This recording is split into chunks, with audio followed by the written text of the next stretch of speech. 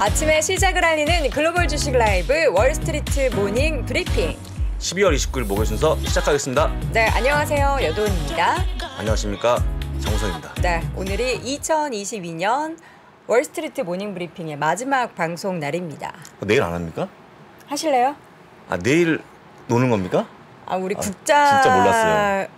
거짓말 하시지 마시고요. 예, 국장이 쉬면 저희가 방송을 쉬어가는데 사실 미국 시장은 휴장이 아닙니다, 여러분. 아닙니다. 우리가 쉬는 사이에 계속 미국 시장은 show must go on 합니다. 합니다만 그러면 닫으면 저희 닫는 거 아닙니까? 국내가 닫으면? 아까 전에 오시고 싶다고 속내를 아주 강력하게 어필하신 것 같았는데 아닙니까? 아니고 솔직한 얘기로 지금은 쉬는 게 나을 것 같습니다. 근데 우리는 그러니까 시장은 열리는데 우리 방송만 쉬는 거잖아요. 그렇죠, 그렇습니다. 시청자분들은 어쨌든 시장을 뭐 텍스트로든 아니면 뭐 해외 주식 관련된 프로그램이로든 보실 거 아닙니까? 그렇습니다. 제가 사실은 오늘은 너무너무 몸이 피곤한 바람에 나오지 않을까 고민하다가 오늘 마지막 방송 아니겠습니까, 올해? 저 아무런 상의도 없이요? 그래서 나왔습니다, 여러분들. 다시 한번 여러분들 마무리가 잘 되면 좋은데 이게 시장이 좀 넉넉지가 않은 그런 모습 보여줘갖고 걱정스러워서 나왔습니다. 걱정스러워서. 제가 지금 방금 화면을 통해서 저의 모습을 봤는데 장우석 부사장님이 다이어트를 조금 하셔가지고 슬림해주셨고 제가 이제 약간 다시 벌크업이 되면서 살이 쪘잖아요. 그래서 방금 전에 웃는데 제가 약간 제 얼굴에서 장우석 부사장님 얼굴이 보여가지고 좀 당황했습니다. 당황할 필요 없고요. 그만큼 후덕해지고 있다라고 좀 보시면 좋을 것 같습니다. 후덕이라는 표현 얼마나 좋습니까? 지금 뭐 하시는 겁니까, 피디님? 후덕해지는 여도은 앵커였습니다. 이게 나이살이라는 걸 무시할 수가 없는 것 같아요. 그렇습니다. 전 분명히 똑같이 먹는데 좀 운동을 안 하다 보니까 그대로 다 뭐 약간 꼬습다 이런 표정이십니다. 절대 아닙니다. 쌤통이다 너도 이제 내 맘 알겠지 이런 표정이십니다. 절대 아니고 올해가 마지막이기 때문에 제가 이제는 뭐 나쁜 얘기 하지 않고요. 후덕해진다는 그런 표현을 좀 써보겠습니다. 좋은 편이니까. 우리 시청자분들 도넛 안 먹어요, 여러분. 도넛 유용합니다. 그리고 우리 시청자분들이 혹시라도 이제 모르시는 분들이 계신가 봐요. 내일은 이제 국내 시장은 마지막 날이고 쉬잖아요. 미국은 합니다. 미국은 상관없이 쭉 하고. 쭉 합니다. 그럼 이제 종무식도 하면서. 그런데 국내 시장에 노니까 같이 묻어가는 거죠, 미국도. 미국 시장은 열리는데 이런 공식적인 방송은 다 안 하는 거잖아요. 뭐 어떤 몇몇 증권 방송을 합니다. 제가 뭐 특정해서 어디라고 얘기하면 여러분들이 그거 보실까봐 그렇군요. 말씀을 안 드리겠는데 합니다만 저희는 아쉽게도 여러분을 만날 수 없다는데 미주미는 하실 거 아니에요? 저희는 하죠. 하는데 제가 보기에 3%의 글로벌 라이브는 안 하지 않을까, 그죠?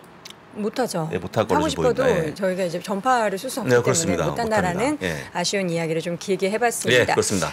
뭔가 아쉬워요. 왜냐하면 올해 시장이 그렇게 좋지 않았기 때문에 우리가 막 환호하면서 마무리할 수 없어서 참 아쉬운 마음을 많이 안고 오늘 방송을 진행을 해볼 텐데 이제 말미에 여러분들께 저희가 이제 못다한 이야기는 전달 드리도록 하겠고요. 오늘은 잠시 후에 뉴욕 증시 마감 상황 우리 장우석 부사장님이 정리해 주실 거고 또 오늘 심층 인터뷰 미래에셋증권 김석환 선임연구위원과 오늘 여러분 마지막 날입니다. 이분과는 2023년에 저희가 이제 매주 만나볼 수는 없을 것 같고요. 어떻게 해서든 한 달에 한 번이라도 저희가 한번 딜을 한번 해보도록 하겠습니다. 또 오늘도 월가의 소식은 캐나다 현지 연결해서 미국 주식에 미치다 이항영 전문위원과 함께 시장 이야기 나눠보도록 하죠. 자, 오늘 주제 뭘로 정하셨습니까? 주제는 저의 마음을 담아서 적었는데요. 물 건너가고 있는 산타클로스 랠리, 깊어지는 시장의 하락세라고 적었습니다.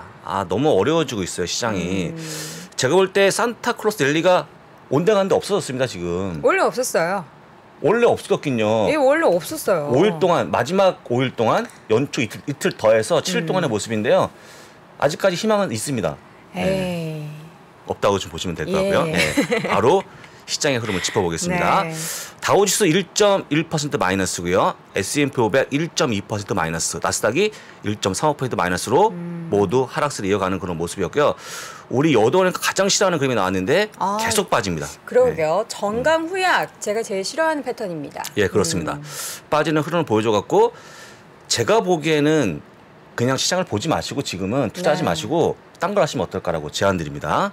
딴 거를 하더라도 머릿속에 사실 내 주식 얼마나 빠질까라는 생각하게 되잖아요. 그렇죠.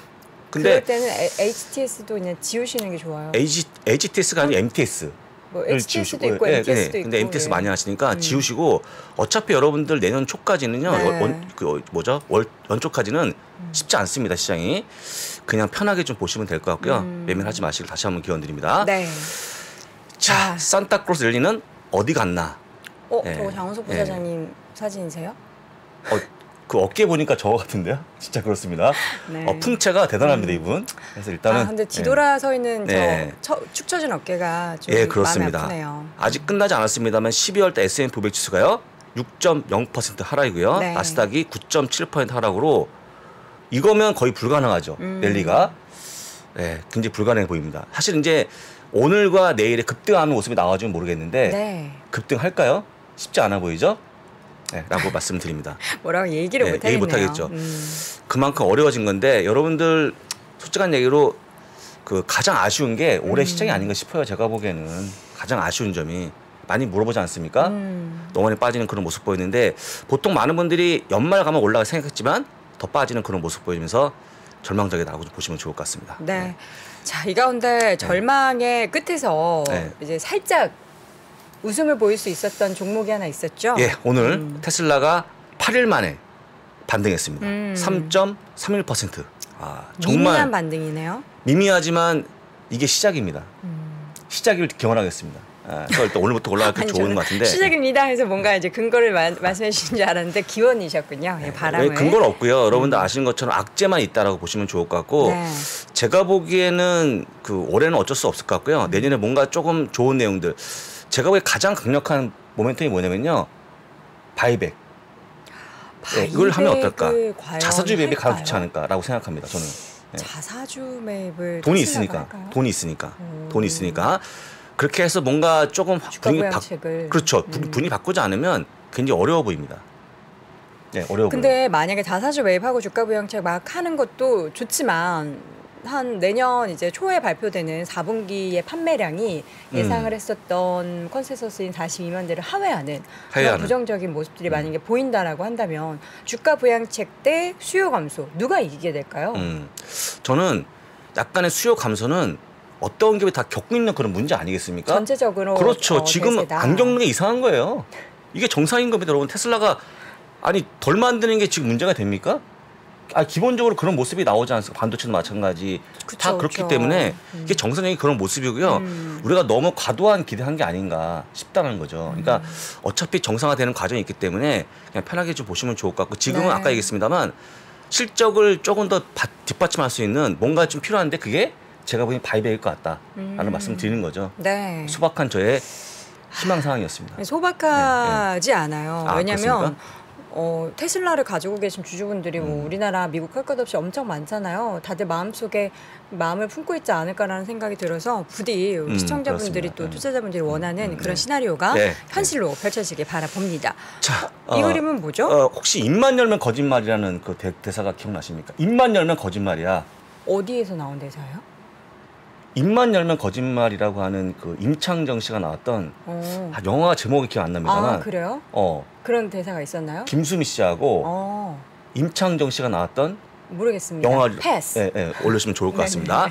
지금 월가에 나와주고 있는 이런 그림이 상당히 핫한 그림인데 보시면요. 월가의 모든 분들이 거짓말쟁이다. 라고 하는 겁니다. 코가 굉장히 길어진 모습인데 우리 여돈의 코가 좀 길어진 것 같습니다. 지금 봤더니. 저는 거짓말을 하지 않습니다. 저는 너무 바른 말만 해가지고 질타를 받는 그런 스타일이에요. 우리 부장님도 그러잖아요. 저는 길어진 것 같다고 얘기했지 거짓말했다고 얘기 안 했거든요. 이렇게 스스로 이렇게 긴장하시고 자기도 모르게 진실을 얘기하는. 제가 거짓말을 한 거는 하나 있습니다. 알고 얘기할까요? 있습니다. 얘기하시죠. 우리 장 부사장님이 날씬해졌다고 얘기한 거. 사실 보기엔 잘 모르겠거든요. 그래서 여러분들이 연말에 꼭 나오는 얘기인데 이번에 거짓말이 좀 심했다라고 볼 수 있을 것 같고요. 가장 큰 거짓말 바로 트레지토리였습니다. 이게 일시다. 일시였습니까? 아닐시였습니다. 아닐시. 깊어지고 있는 상황이고요. 또 거짓말 많이 했더라고요. 저희가 이제 많이 했어요. 라이브 많습니다. 많습니다. 연준이 2023년까지 제로 금리 유지하겠다고 그 팬데믹 때문에 그때 그렇게 얘기했어요. 근데 제로 금리는 저는 커녕이라는 표현보다 더 심한 얘기를 하고 싶었는데 킬턴이 알아서 해주셨어요. 그렇습니다. 뭐 이렇게 금리 막 올리는 그런 거짓말을 진짜 빈대떡 뒤집듯 하는 거 보면 그래서 그런 얘기도 하더라고요. 내년에 이 스탠스로 계속해서 연준이 긴축을 이어갈 수 없는 환경, 그러니까 경기 침체라는 게 나오면은 연준은 또 뭐 장기간 그 고금리 유지할 것이다라는 그 말을 다시 호떡 뒤집고 또 뒤집을 수 있다라는 거예요. 뒤집을 수 있습니다. 제가 얘기했지 않습니까? 입만 열면 거짓말이다. 믿을 필요가 없어요. 라고 좀 보시면 될 것 돈을 왜 같아요. 받는지. 이거에 따라서 우리가 얘기했던 그 예상치, S&P 예상치인데요. 이게 9월에 업데이트한 겁니다. 이게 연초 게 아니에요. 3개월 전 거, 3개월 전 거. 3개월 전 건데요. 지금 현재 맞춤 IB가 딱 3개. 거의 다 틀렸습니다. 내년에도 이제 어저께 저희가 이항현 위원님과 저런 거 봤거든요. 이게 제시하는 게 의미가 있을까? 없어요. 아무 의미 없습니다. 그래서 여러분들이 근데 안 볼 수가 또 없지 않겠습니까? 할 수 없다라고 보시면 될 것 같고요. 자기만의 전략, 자기만의 뭔가 좀 뭐 있지 않으면 어려워 보인다는 거 말씀드리는 겁니다. 라고 좀 말씀드리고요. 자, 그리고 맵을 보자면 맵은요. 와, 테슬라 전멸입니다. 전멸. 테슬라만. 테슬라 하나만 녹색 불을 켜는 모습 보였다라고 보시면 될 것 같고요. 애플도 3.07% 급락하는 그런 모습이 나왔는데 진짜 우리가 좋아했던 기업들 너무나 많이 빠지는 그런 모습 보여주고 있고요. 대부분 다 기업들이 지금 보게 되면 하락세가 깊어지는 그런 모습이라는 거 보여드립니다. 안타깝지만. 금융주 일부는 조금 올랐네요. JP모건이나 뱅크 오브 아메리카. 가볍게 올라가는 그런 모습이 나왔는데 큰 의미가 없습니다. 워낙 이제 많이 빠져 있는 그런 모습이기 때문에. 다만 여러분들이 아시겠지만 지금 우리 개인들이 어디 많이 가 있냐? 빅테크 아니겠습니까? 굉장히 어려워지는 그런 모습 보여서 굉장히 걱정이 커지고 있는데 일단은요. 여러분들이 안고 있는 이 큰 성장주 특히 빅테크는요. 금리가 정점을 찍어야지만 올라간다고 다시 한번 말씀드립니다. 꼭 기억하시면 좋을 것 같습니다. 알겠습니다. 자, 이렇게 해서 시장 상황 간략하게 저희가 쭉 브리핑 해봤고요. 잠시 후 심층 인터뷰는 미래에셋증권 김석환 선임연구위원과 함께 다시 돌아오도록 하겠습니다. 낯선 용어, 복잡한 그래프, 매일 쏟아지는 뉴스, 경제에 나만 어려운 게 아닙니다. 어려운 내용이라서 답이 없어요. 이해하기 쉽다라는 건 비슷한 내용들도 여러 사례를 들어서 반복해주는 게 제일 나아요. 우리가 교과서에 나옵니다. 우리나라 상황이 괜찮은데 금리를 인하하는 경우 버블이 온다. 언제 그랬냐? 98년도. 이렇게 한 줄로 나와 있으면 모른다니까요. 그때 무슨 일이 있었는지 전후좌우로 알아야죠. 그러니까 사례를 이렇게 좀 여러 개 설명해 드릴 수밖에 없는 거죠. 그래서 우리 강의가 이 시간입니다. 풍부한 사례를 통해 복잡한 내용을 아주 쉽고 명쾌하게 이해시켜주는 20시간의 경제 수업. 수강생들이 극찬한 미친 강의력. 오건영 부부장님과 함께 2023년 봄이 오기 전 경제 기본기를 완벽하게 끝내보세요. 12월 31일까지 오건영의 2023 경제전망 특강을 무료 제공합니다. 자세한 내용은 영상 하단의 링크 혹은 3프로TV 앱에서 확인하세요.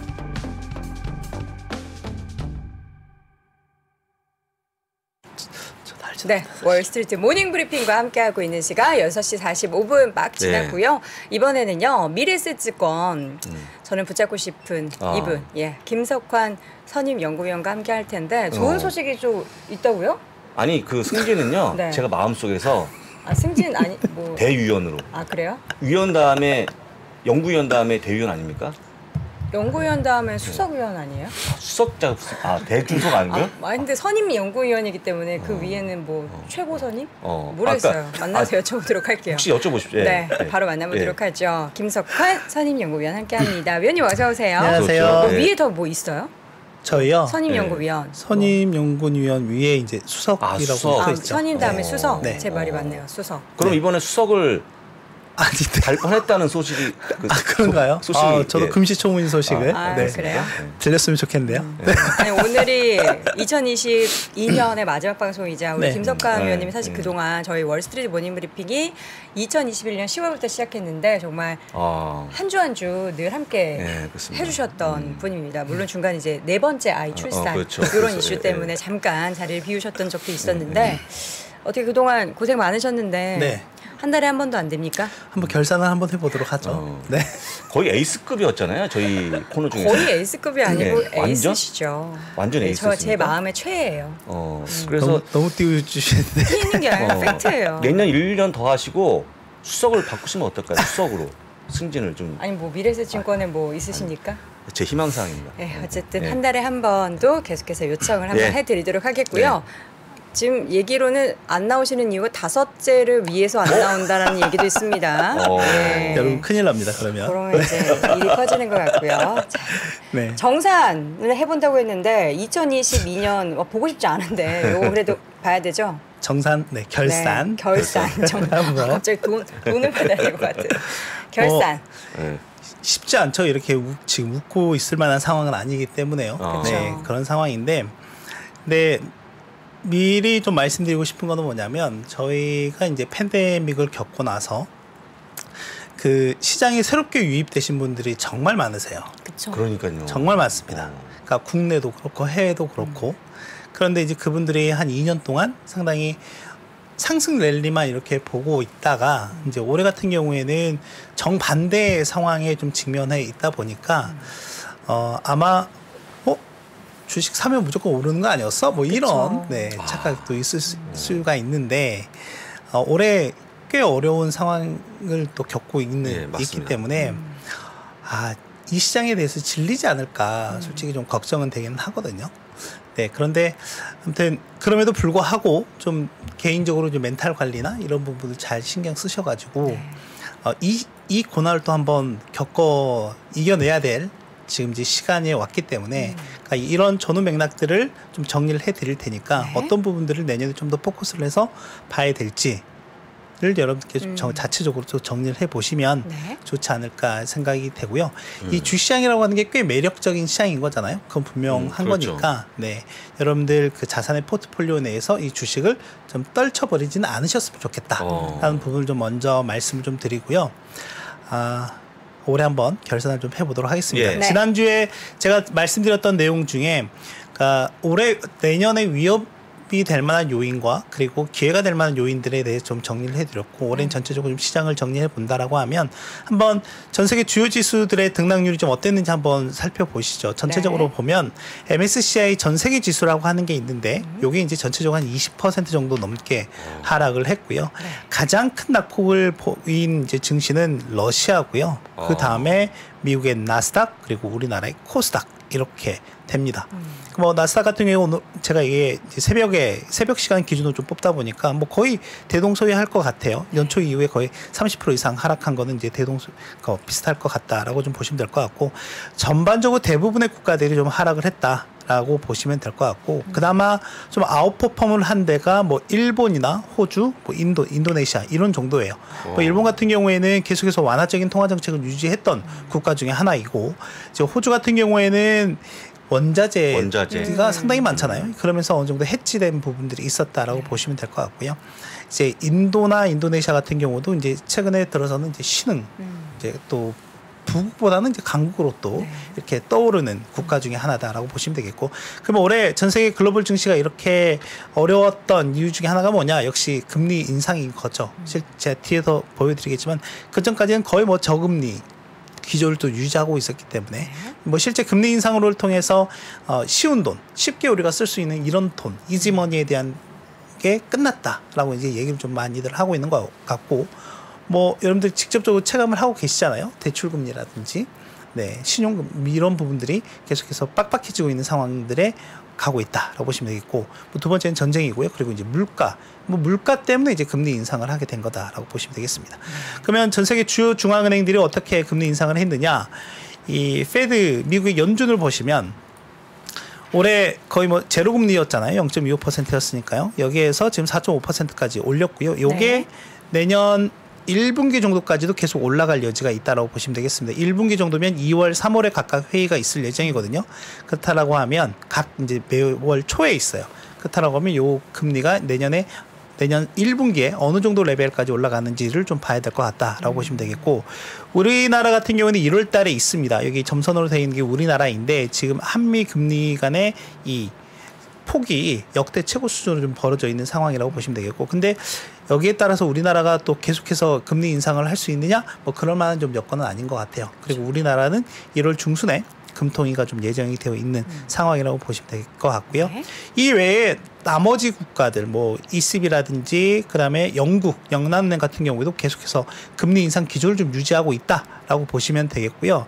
이제 내년에 여러분들께서 보셔야 될 것 중에 하나가 뭐냐면 중요한 게 일본입니다. 아, 일본요? 네. 일본을 보셔야 됩니다. 일본이 원래는 계속해서 앞서 말씀드렸던 것처럼 완화적인 통화정책 기조를 계속해서 유지했었잖아요. 그런데 이게 12월 달에 약간 기조를 변화를 줬습니다. 그렇죠?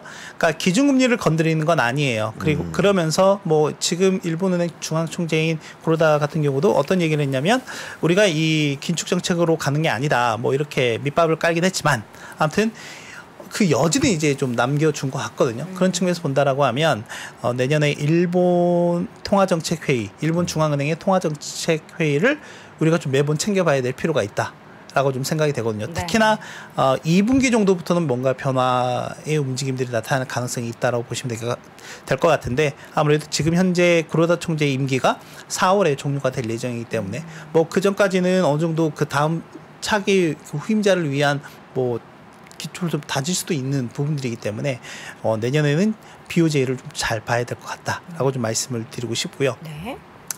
올해 뭐 전체적으로 보면 뭐 이 맵을 보면 참 가슴이 아프죠. 특히나 국내 투자자분들이 가장 많이 가지고 있는 테슬라 같은 경우가 뭐 70% 가까이 하락을 했고요. 아마존, 구글, 애플, 마이크로소프트 이 빅테크 여기에 이제 메타까지 포함을 해본다라고 하면 이 빅테크들의 시총이 거의 뭐 3조 달러 이상 증발했다라고 하고, 네, 전체적으로 이 빅테크의 하락세가 전반적으로는 이제 뭐 국내 투자자들뿐만이 아니라 글로벌 증시의 하락을 좀 견인하는 역할도 했다라고 보시면 되겠습니다. 근데 그럼에도 불구하고 틈새는 있었어요. 올라갈 만한 틈새는 있었는데 역시 이 에너지 쪽, 네, 뭐 원유나 올랐죠. 가스 이런 쪽은 어마어마하게 오르기도 했고요. 또 하나는 이 헬스케어 쪽이 실제로는 이제 경기가 부진한 시점에서는 어느 정도 경기를 방어할 수 있는 분야였다라고 좀 보시면 되겠고, 뭐 올해 전쟁이라는 이슈도 좀 있긴 했었지만 이런 쪽에 그러니까 방산주들도 나름대로는 선방하는 모습들 좀 보였다라고 보시면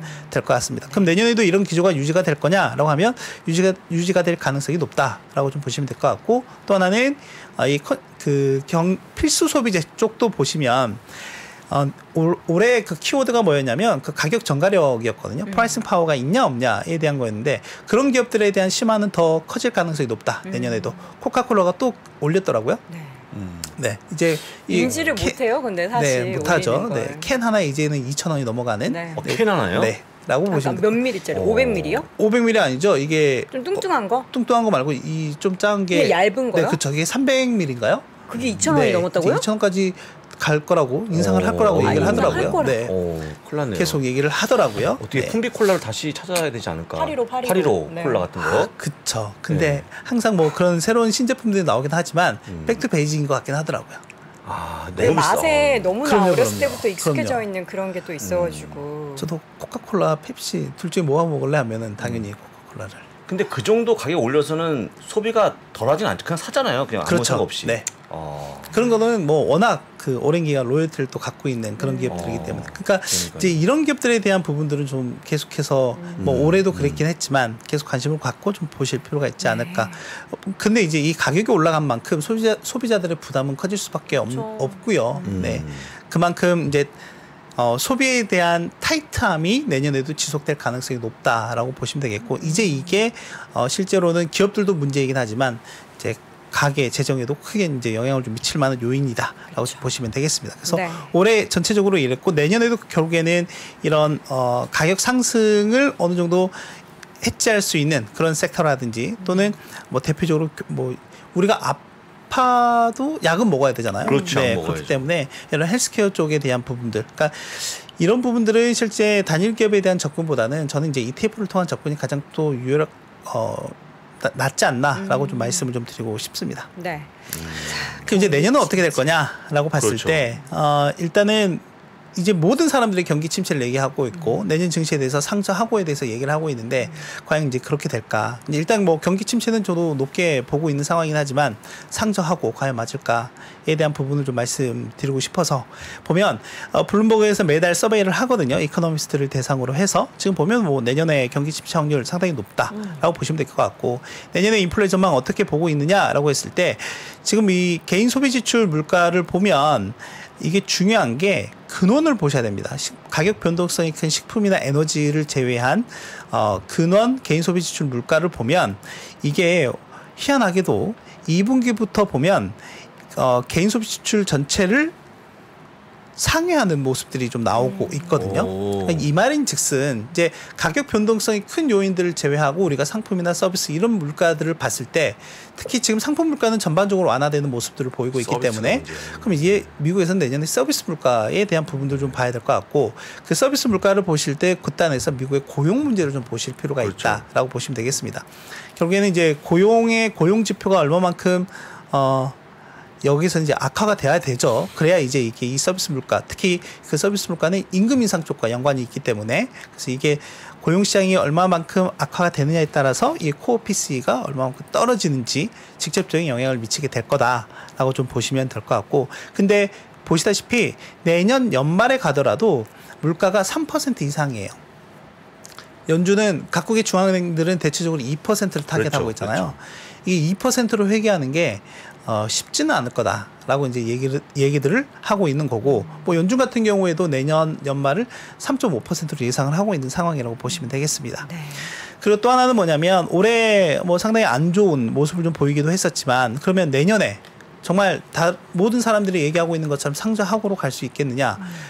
뭐 그 길이 아예 없는 건 아니지만 뭐 상당히 그래도 저는 그 길이 그렇게 넓지도 않은 것 같다라는 생각을 좀 하고 있는데, 그래서 한번 이제 서베이를 돌려봤더라고요. 뭐냐면 이제 거의 한 100년에 가까운 그 미국 증시의 역사 속에 2년 연속 하락했던 적이 딱 4번밖에 없었습니다. 연간으로 따지면 상당히 레어한 희귀한 케이스이긴 하죠. 근데 방금 얘기해 주신 것처럼 뭐냐면 1년차 하락보다 2년차 하락이 더 컸다. 그러니까 만약에 올해 내년 이렇게 연속적으로 하락이 나타나게 된다면 올해 하락한 것보다 내년 시장이 더 많이 하락할 수 있다는 거잖아요. 그럴 수도 있다. 라고 하는 거예요. 만약에 이런 케이스와 마찬가지라고 하면. 근데 그런 케이스가 되게 흔하지 않았다. 지난 한 100년 동안 4번 정도밖에 없기도 했었고, 가장 최근 이제 닷컴 버블 시절이었기 때문에 이런 부분들을 좀 보시면 될 것 같고, 그러면 이제 이걸 결정짓는 요인들은 아마 내년에는 이 경기 침체의 강도가 꽤 중요한 영향을 미치지 않을까 생각이 되고, 그에 따른 기업들의 이익 추정치가 얼마만큼 조정이 되느냐가 매우 좀 중요한 요소가 될 것 같거든요. 그건 이제 뒤에서 한번 더 말씀을 좀 드리도록 하겠습니다. 그럼 이제 내년에 경제는 좀 어떻게 보고 있느냐? 네. 이게 지금 3분기 그 미국의 경제 성장률 그 GDP를 가져온 건데, 네. 미국은 3번에 나눠서 발표를 합니다. 분기가 끝나면 이걸부터 이제 3번에 나눠서 발표를 하는데, 그러니까 이게 뭐 속보치, 잠정치, 확정치 이렇게 발표를 하는데요. 지금 보시면 3분기 같은 경우는 상당히 이제 좋은 모습을 보였고, 지금 4분기 추정치도 보니까 거의 한 3.7%까지 높아진 상황이긴 합니다. 그런데 3분기 경제 성장률을 견인했던 건 뭐냐면, 여기 보시다시피 개인 소비하고요. 그 다음에 수출이에요. 그런데 이게 내년에도 이렇게 유지가 될까에 대한 부분들을 우리가 좀 봐야 되겠죠. 뭐 그리고 전반적으로 이 세 부분이 상당히 좀 중요한 영향을 기여를 하고 있기 때문에, 그렇다고 하면 일단 내년 같은 경우에는 이 소비에 대한 부분들도 좀 둔화, 투자도 좀 둔화, 수출도 둔화 될 가능성이 높다라고 하는 거죠. 이제 이렇게 되면은 기업들 입장에서는 마진 압박이 심해질 수밖에 없습니다. 마진 압박이 심해지면 뭘 해야 되죠? 비용 절감에 대한 고강도 비용 절감에 대한 계획들을 세울 수밖에 없다. 이제 그게 가장 큰 게 인력 구조 조정입니다. 네. 이제 이런 부분들에 지금 올해는 뭐 간헐적으로 계속해서 들려오고 있지만 내년에는 좀 더 크게 들릴 가능성이 있다라고 생각을 좀 하고 있고요. 근데 이제 문제는 뭐냐면 이제 기업들이 쉽게 지금 인력 구조 조정을 못 하고 있는 것도 뭐냐면, 쉽게 자르면 그 사람을 대체할 수 있는 인력을 구해야 되는데 또 그렇게 쉽지 않은 상황이다라고 하는 거죠. 그러니까 지금 미국의 실직자 한 명당 일자리 수, 오픈된 일자리 수가 대략 1.7개 정도입니다. 이게 가장 많이 올랐을 때가 1.98, 뭐 거의 2개까지 올라가기도 했었는데, 이렇게 있음에도 불구하고 그러니까 뭐 속칭 뭐 전문직이라든지 이런 쪽은 실제로 그 대체가 쉽지는 않다라고 하는 거죠. 그래서 이런 부분들에 대한 고용 여건들을 우리가 내년에는 꼭 같이 좀 체크를 해서 봐야 할 필요가 좀 있을 것 같다라고 좀 말씀드리고 싶고요. 네. 내년에도 역시 연준의 움직임이 매우 중요합니다. 왜냐하면 연준이 일단 시장에서 보는 거는 내년에 금리 인상을 어느 정도 적정 시점 최종 금리까지 올린 다음에 그 기간을 상당 기간 유지하겠다라고 지금 계속해서 강도 높은 발언들 좀 하고 있기 때문에 내년에 연준 내부의 인사가 어떻게 바뀌는지도 매우 중요하다라고 말씀을 좀 드리고 싶거든요. 지금 보시면 지금 이 중간 부분에 있는 거 말고 여기 이제 차기 내년에 이렇게 별표로 칠해져 있는 분들이 내년에 이제 12개의 지역 연방준비은행 총재들 중에 이제 4명이 바뀌게 됩니다. 네. 여기에서 이제 존 윌리엄스 뉴욕 연방준비은행 총재를 제외하고 나머지 요 4분들이 투표권이 이제 회수가 되고 이 밑에 있는 분들이 투표권을 갖게 되거든요. 네. 지금 보시면 대체적으로 그러니까 올해는 대체적으로 매파 인사들이 좀 많았다라고 하면 내년에는 중도 약간 온건한 분들이 이제 많이 들어와요. 투표권을 갖게 됩니다. 이제 그렇게 된다라고 하면 우리가 좀 여기에서 기대해 볼 만한 부분들은 뭐냐면 내년에 연준의 스탠스 자체가 올해처럼 그렇게 강경하진 않을 수 있겠구나. 네, 라고 하는 거죠. 기대가. 네, 이제 이거는 이런 데 대한 기조는 내년 2월 달 첫 번째 회의에서 확인을 할 수 있을 것 같아요. 2월 1일이죠. 네. 예. 1월 31일에서 2월 1일이니까 네, 2월 1일 날 이제 나오고 나면 이제 저희가 그 기조를 좀 확인할 수 있지 않을까라고 좀 생각이 되거든요. 네. 그걸 좀 참고해서 보시면 좋겠습니다. 네.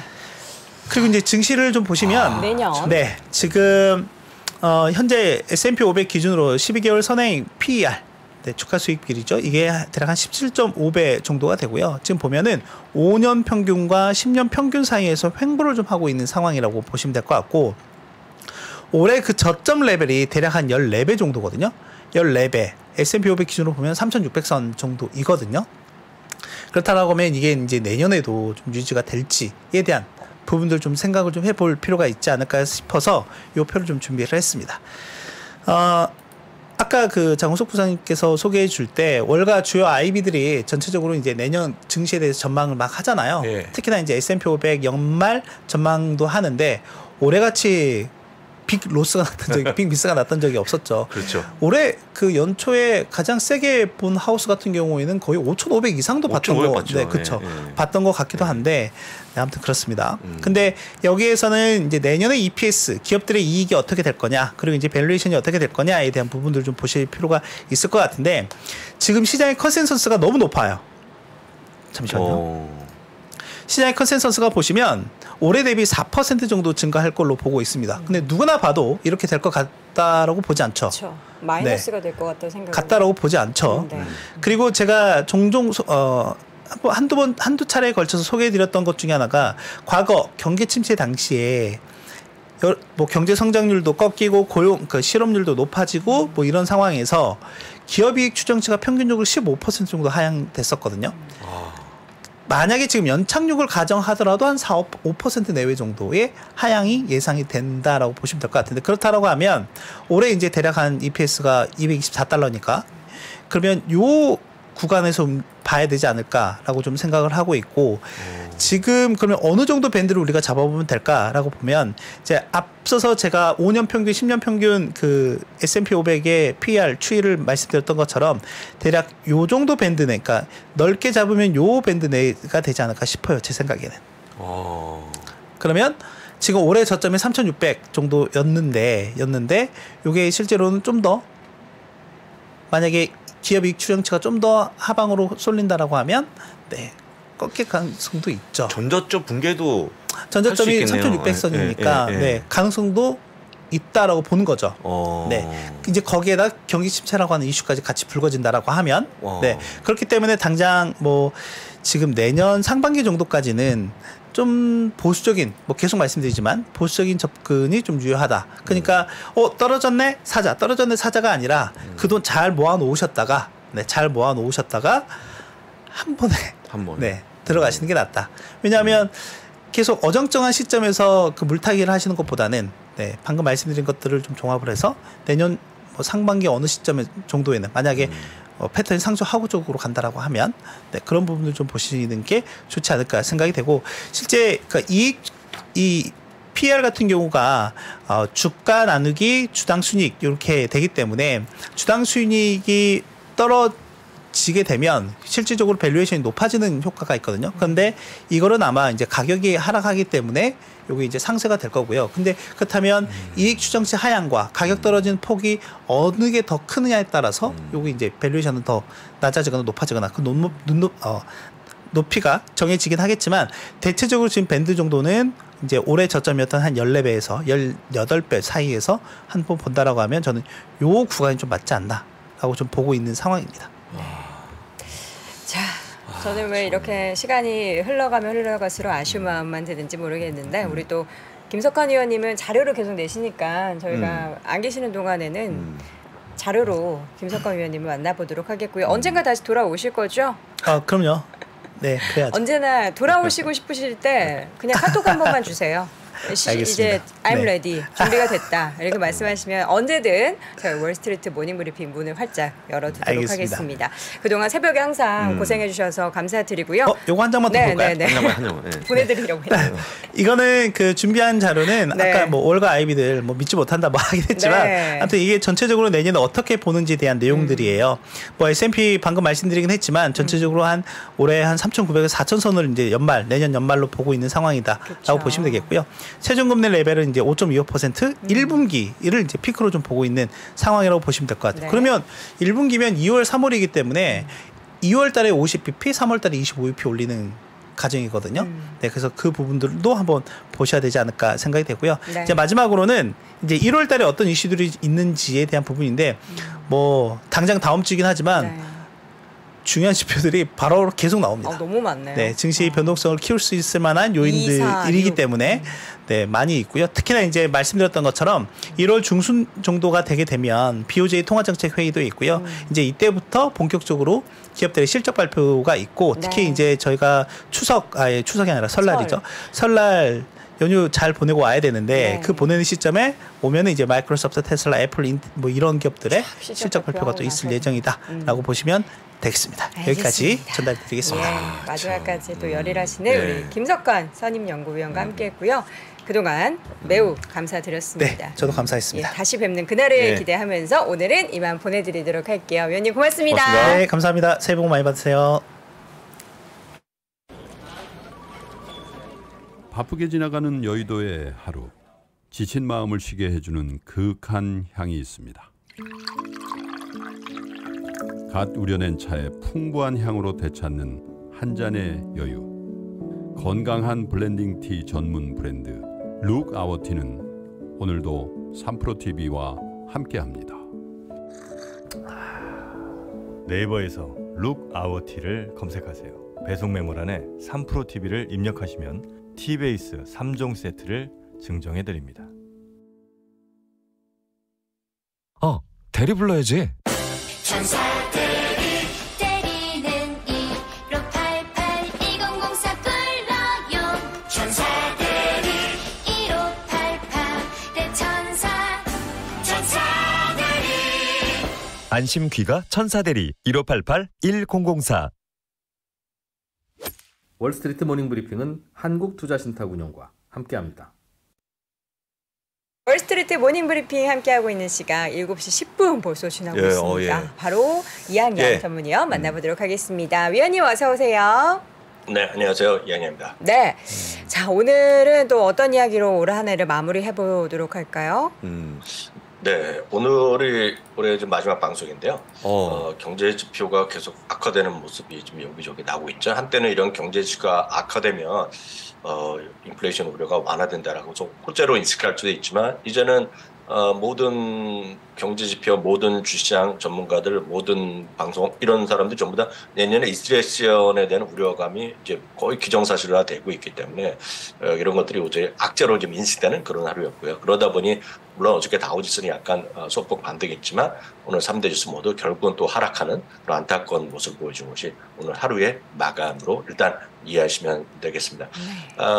가장 중요한 것은 역시 금리가 이제 반등세를 계속하고 있다는 거죠. 물론 오늘 3.9를 넘지는 않았어요. 그렇지만 3.9에 이제 바짝 다가선 모습으로 끝나는 것이 주시장의 좀 부진한 모습, 좀 안타까운 모습을 좀 보여줬다라고 보셔야 되겠고요. 미국 달러도 이틀째 강보입니다. 지난주 초였죠. 일본에서 갑자기 이제 통화 정책에 대한 기조를 바꾸면서 엔화가 강해졌고 미국 달러가 약해졌는데 그때 이후로 추가적인 약세를 보이지 못하고 있어요. 우리가 가장 쉽게 이해할 수 있는 미국 주시장의 반등, 우리나라도 마찬가지지만 결국은 달러의 약세 전환이라고 보고 있는데 물론 고점 대비보다 많이 내려가 있지만 그래도 달러가 우리가 올해 출발 시점까지는 아직 멀었거든요. 아직까지 좀 안타까운 모습 보여주고 있고요. 유가는 오늘 조금 좀 하락하는 모습 보여준 것이 오늘 시장의 특징이 되겠습니다. 한편 오늘 경제 지표에서는 기존 주택 판매가 좀 악재로 인식했는데요. 6일 연속 감소됐습니다. 지수로 보면 73.9라고 나왔는데 이런 건 크면 의미 없겠고요. 이게 이 수치가 팬데믹 이전, 그림을 보면 팬데믹 이전 2020년 3, 4월에 70이었거든요. 그 전 수준까지 가 있다니까 그만큼 지금 쉽지 않은 그런 상황이 이어지고 있다라고 일단 간단하게 일단 먼저 좀 이해하시면 되겠습니다. 네, 오늘도 기업의 이야기는 테슬라 이야기로 시작을 그렇습니다. 해보도록 할 텐데 이제 준비해 주신 자료로 숫자로 본 테슬라의 움직임. 일단 저희가 앞서서 올해 수익률 같은 경우에는 굉장히 아까 부진했다라는 걸 69%가 보여드렸죠. 거의 70% 하나 그랬죠. 빠져 있는 그런 모습이었죠. 또 어떤 숫자가 있을까요, 위원님? 네, 오늘 보면 이제 그나마 오늘 8일 만인가요? 반등해서 10며칠 만에 오늘 두 번째로 좀 반등하는 모습을 보여줬어요. 물론 오늘도 이제 베어드 같은 경우에서 목표 주가주를 하향하기로 했는데요. 사실 보면 테슬라만이 아니라 올 한 해 주식 자동차는 다 빠졌죠. 원화 기준으로 보면요. 원화 기준으로 보면 현대차도 제가 어저께 보니까 25, 6% 정도 빠졌는데 달러로 보면 더 많이 떨어졌겠죠. 그나마 제일 선방했다는 거를 우리가 페라리라고 얘기해서 마이너스 18%지만 이것도 지금 시장 평균 정도 떨어졌기 때문에 올 한 해 자동차가 상당히 안 좋았다는 것을 보셔야 되겠습니다. 다만 한때 이제 테슬라가 최고의 기업이었는데 지금 하락률로 보면 지난 주말 기준 보면 68%로요. 주요 기업주 중에서는 탑 7번째 정도 전 세계에서 같이 보면 그 정도로 떨어 있겠고요. 그리고 하나하나 보면 어저께까지 보면 테슬라가요. 시가총액 75%가 날아가는 안타까운 모습을 보여줬고요. 이거는 이제 빅테크는 물론이고요. GM이나 앞서 보여드렸다시피 GM이나 포드보다도 더 하락한 모습입니다. 그래서 이번 주 월요일 날 고비로 해서 메타 플랫폼을 이겼어요. 메타 플랫폼을 이겨서 잠시 후에 보여드리겠지만 지금 2위까지 들어섰고요. 여차 하루 이틀 남았기 때문에 미국 시장이요. 꼴찌로 끝날 가능성을 배제할 수는 없어 보입니다. 그만큼 안타까운 모습이 되겠고요. 이제 회사가 회사의 상황을 한번 보겠는데요. 분기별 이익 보면 줄어든 거는 크게 없어요. 다만 이제 문제는 이번 4분기의 실적을 어떻게 발표할지, 실적의 딜리버리나 이런 것들이 어떻게 발표할지가 가장 큰 고비가 되겠고요. 거기에 보면 이미 매년 50% 연평균 성장을 얘기했었는데 50%는 지금 쉽지 않아 보인다. 올해조차도요. 이렇게 좀 이해하시면 되겠고요. 이제 그 다음 그래프가 이제 S&P 500의 올해 이제 꼴찌 회사가 오늘까지 보면 제네럴 홀딩스인데 이건 오늘 마감 수치인데요. 제네럴 홀딩스는 산업용 발전기 회사입니다. 산업용 가정용이라고 발전기 회사인데요. 제네럴 홀딩스가 오늘 반등했지만 72.34%가 정확히 떨어졌고요.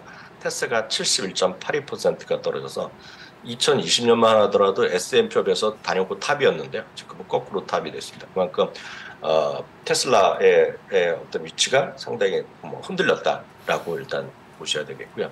그러다 보니 사실 어제도 한번 표를 보여드렸잖아요. 우리나라뿐만 아니라 우리나라도 많이 샀지만 전 세계에서 가장 사랑받는 개인 투자를 사랑받는 거죠. 그래서 어제 기억하실 분은 계시겠지만 미국에서 그 개인 투자가들이 올해 제일 많이 산 주식 순증한 것이 3번째입니다. 미국은 우리나라 그나마 달라서 그런 지수에 대한 투자가 많기 때문에 이 제일 많이 산 주식이 S&P 500 지수를 샀고요. 두 번째가 여러분들 많이 아시는 QQQ요. 나스닥 100을 샀고 세 번째 테슬라를 샀는데 규모로 보면 425%. 그러니까 작년 대비 4배나 더 많이 산 겁니다. 그래서 우리나라도 마찬가지입니다. 그래서 우리나라에 이제 개인 투자 많이 산 거는 이제 여러 가지 뉴스로 많이 나오고 이제 부사장님이 자주 보여주잖아요. 올해 보면은요 28억 달러를 샀습니다. 개인 투자가 달러 기준으로 보면 우리나라에서요 늘어난 게 28억 달러입니다. 28억 달러면 3조가 넘는 거 아닙니까, 부사장님? 3조 5천 정도 되지 않나요? 3조 넘죠. 네, 3조 훨씬 넘는 거. 3조. 우리 한때 4조 가까이 됐을 텐데요. 그 정도 됐고. 이번 달만 들어도 한 1억 6천만 달러 정도 산 것 같아요. 올해만 이번 달에 다 2천억 샀으니까 떨어질 때 많이 산 것이 그랬고요. 그래서 테슬라의 올해 아픔이 오늘 미국 주식 투자, 전 세계에서 미국 주식 투자하는 모든 사람들 그리고 특히 종목을 사시는 분들한테는 가장 큰 오늘 아픔거리가 테슬라였다라고 일단 그리고 오늘 좀 반등했지만 큰 민은 뭐 전혀 없다라고 저는 생각하고 있습니다. 네. 자, 이어서는 최근에 많이 하락했었던 항공주 가운데 사우스웨스트 네. 항공 같은 경우는 결항률이 가장 맞습니다. 높아서 좀 많이 예. 하락했는데 지금 계속해서 더 그 결항률이 좀 늘어나고 있나 봐요. 네, 사우스웨스트 항공 이제 자체적인 이제 결함도 있고 네. 그래서 그 예약 시스템이라는 전산에 이제 문제가 생겨갖고 지금 보면 바이든까지 나서서 엄청나게 비판을 하고 있고 대상이 되고 있는데요. 뭐 다른 데도 마찬가지지만요. 오늘 이제 4%가 오늘 또 떨어졌습니다. 그러니까 화요일에도 65% 취소 나왔는데요. 제가 그림을 하나 준비해 봤는데요. 그 지금 상황이 이렇다는 겁니다. 지금요. 여기서 왼쪽 그림은 그 미국 북미에서 제일 붐비다는 곳이 지금 토론토 공항인데요. 토론토 공항에 지금 그 물건 내려받는 곳 있지 않습니까? 많은 분들 네. 배기지 클레임하는 곳이요. 거기에 저렇게 쌓여있다는 겁니다. 그 거기에도 심지어는 그 오른쪽은 또 그 미국의 한 공항인데 지금 벨트에도 쌓여 있어갖고 찾을 수가 없는 거죠. 어떡해요? 그래갖고 보통 그 경험 없으세요? 부사장님의 여도랭커 물건이 못 받으면 웬만하면 그 다음날 집으로 배달을 해주잖아요. 그렇죠. 저는 없어요. 네. 지금은 없어요. 저는 몇 번 있거든요. 그래도 그 다음날 대부분 왔는데요. 요즘 이틀 3일에서 웬만한 기업들이요. 이렇게 되면 그 비용을 처리해 줍니다. 그래서 우리나라 카드로 해갖고 그 서비스로 해주는 거 있겠고요. 그게 없더라도 좀 웬만한 거 제가 알기에는요. 국제선 기준을 보면 웬만한 미국 비행사들이 $1,000까지 보상을 해줍니다. $1,000. 그러니까 생각해 보세요.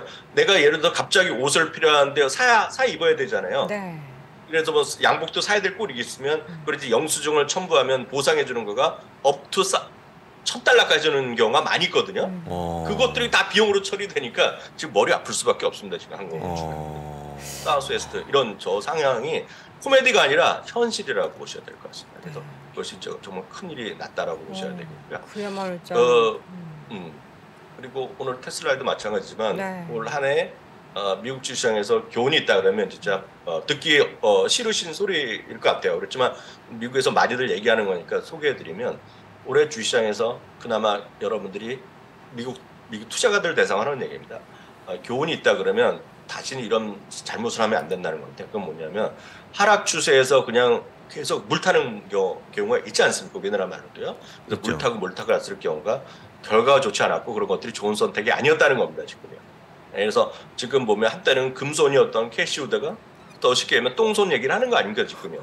그래서 올해요. 제일 많이 샀던 10개 주식이 최하가 한 40%가 떨어졌을 겁니다. 지금은.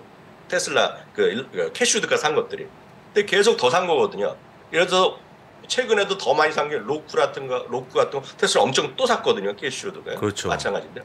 지금 딱 그림 보여드리면 이게 딱 1년짜리인데요. 아크가 70% 떨어졌고요. 텔레닥도 제일 많이 좋아하는 것 중에 하나입니다. 그 원격 의뢰하는 건데요. 75%.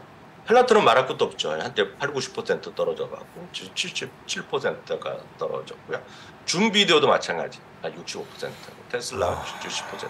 그래서 내년에도 마찬가지지만 자 그냥 떨어진다고 해서 약세 추세를 계속해서 그냥 물타기보다는 늘 말씀드린 기준을 갖고 매달 조금씩 사는 건 아무 상관이 없어요. 기준을 갖고 그렇지만 떨어진다고 해서 계속 더 사는 물타기는 좋은 전략이 아니었고 앞으로도 그럴 것이라는 경고의 메시지가 교훈 삼아서 많이 미국에서 얘기를 하고 있기 때문에 듣기 불편한 소리지만 오늘 다시 한번 전달해 드렸습니다. 네. 자, 이어서 저도 이 기사를 봤는데 마켓워치에서 내년에 사지 말아야 할 5가지를 공개했어요. 알려주시죠, 위원님. 네, 이거는 꼭 주식만이 아닙니다. 네. 주식만이 아니고 투자를 하는데 그쵸. 기본적인 시각이 되겠고 이거는 정리하면 마켓워치에서 어떤 그 증권사를 갖고 온 게 아니라 마켓워치의 기자들이 다 회의를 통해서 딱 정한 거예요. 그래서 기자들이 선정한 거라고 일단 보시면 될 것 같아요. 그래서 제가 갖고 왔는데 5가지를 얘기했습니다. 첫 번째는 스펙입니다. 스펙이란 건요. 앞으로 스펙 시장이 다시 오기는 상당히 오래 걸릴 겁니다. 이건 1번, 2번, 3번, 4번 제가 자주 얘기했잖아요. 스펙은 5번이라고 보시면 돼요. 5번. 왜냐하면 다 되고 나서도 막판에 가는 게 스펙인데 이게 2020년에 핫했었거든요. 스펙 다시 가기가 쉽지 않은 시장. 그래서 스펙 조심하셔야 될 것 같고요. 마켓워치에서 가상화폐를 또 얘기를 하고 있습니다. 가상화폐 뭐 최근까지도 여러 가지 있고 국내에서도 이슈가 되고 있지 않습니까? 국내 상장사에서 뭐 상장약 이슈되는 거 있는데 여튼 가상화폐 얘기하고 있고요. 메타캐스트 헤드셋은 이제 막 이거를 메타 플랫폼으로 얘기할 수도 있겠고 메타버스로 얘기할 수 있지만 메타 플랫폼에서 하는 메타캐스트 헤드셋 딱 있습니다. 지금 파는 게요. 그거 사면 곤란하다는 얘기를 하고 있습니다. 이유는 제가 잘 모르겠습니다. 좀 하여튼 이런 거 잘 안 될 거란 얘기를 하고 있고요. 네 번째도 역시 2020년에 핫했던 거죠. 2020년 그리고 2021년 봄에 밈스탁입니다. 저희가 이제 3%에 이제 합류하기 전인데요. 2021년 봄에 저희가 미주미를 단독으로 하고 있을 때 보면 밈 주식을 밈스탁을 얘기 안 하면 전화 부사장이 엄청 욕 먹었어요. 그 시청자들이나 댓글 보면 당신들은 밈 주식도 얘기 안 하는 바보 아니냐. 이런 걸 얘기해 줘야지 왜 얘기 안 해야 할 때마다 장우석 부사장님이 저는 이제 점잖게 얘기하는데 장우석 부사장님이 거의 흥분해갖고 지금 그런 거 하시면 큰일 난다고 엄청 뭐라 그랬어요. 기억나시죠 부사장님? 기억나죠? 함께 점잖게 얘기하셨어요. 예. 저희가 막 게임스타에서 안 좋다고 실적이 안 좋다고 그랬는데 주가는 막 고했었잖아요. 그랬죠. 잠깐 그런 적이 있었습니다. 그러니까 민주색이 쉽지 않다는 얘기를 하고 있고요. 다섯 번째는 약간 속상한 얘기지만 테슬라 자동차. 근데 여기서 얘기하는 거는 잘 들으셔야 돼요. 테슬라 스탁이 아니라 테슬라 자동차를 얘기합니다. 자동차. 차를 사면 안 된다. 이거 왜냐하면 사도 되죠. 사도 되는데 무턱대고 테슬라만 사지 말라는 얘기입니다. 왜냐하면 자동차라고 그래서 굳이 제가 써놓은 거예요. 테슬라 주식이 아니라 자동차라. 뭐냐면 지금은 테슬라가 거의 유일한 자동차로였었단 말이죠. 작년 올해 상반기까지만 하더라도. 물론 제가 이번에 현재 하더라도 전기차면 다 테슬라입니다. 거의 다 테슬라지만 여전히 앞으로 내년에는 이제 전기차를 만드는 회사들이 더 주요 미국의 메이커들이 많이 등장한다는 겁니다. 그래서 내년에 꼭 테슬라만이 아니라 다른 곳에서도 살 게 많이 있으니까 테슬라 자동차 꼭 굳이 고집할 필요 없다. 그 얘기를 했다는 거죠. 실제로 전기차가 사실 일반 우리 휘발유차보다 더 비싸잖아요, 미국. 비싸죠. 근데 경기 안 좋은데 주머니 사정이 얇은데 굳이 그런 차 살 필요 있냐, 뭐 이런 지적을 하더라고요. 어쨌든 테슬라 주식이 아니라 자동차라는 거 다시 한번 강조드립니다. 그러면 뭐 주식 측면으로 봤을 땐 지금 시기에 어떤 종목들을 사야 한다고 이야기합니까? 이 그림이 한 모든 게 담겨 있습니다. 이게 그리스 로마 시대에 정말 그 황제들이 정말 금 부치를 딱 그런 이미지잖아요. 돈으로 샤워하는 건가요? 네, 그래서 킹스 오브 캐시플로우입니다. 저희가 캐시플로우를 순현금 흐름이 좋은 퀄리티 있는 기업이 중시하다고 얘기하는 그 중에서 킹을 사야 된다는 얘기하는데 이걸 누가 얘기하냐면 5스타 펀드 매니저라고 얘기하고 있습니다. 그래서 이분이 얘기하는 거는 돈을 잘 버는 최강 기업들만 하라는 겁니다. 최강 기업들만. 뭐냐면 이분인데요. 이분은 그 5스타를 별 5개를 어디서 받았냐면 그냥 별 5개 침대가 아니라 그 모닝스타에서 평가를 받은 겁니다. 모닝스타에서. 그 주체 제대로 받은 거예요. 그래서 260억 달러 자산 규모의 알저브라라는 곳에서 부사장인데요. 이들의 성과가 이런 기업이라는 거예요. 이들이 여태까지 펀드가 올해도 마이너스 13%밖에 안 했고요.